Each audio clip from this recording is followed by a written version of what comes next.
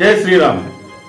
22 जानेवारीला संपूर्ण हिंदुस्थानामध्ये रामलल्लाचं भव्य मंदिर उद्घाटन होत आहे। त्यानिमित्त सर्व देश बांधवांनी या दिवशी दिवाळी साजरी करायची आपल्याला।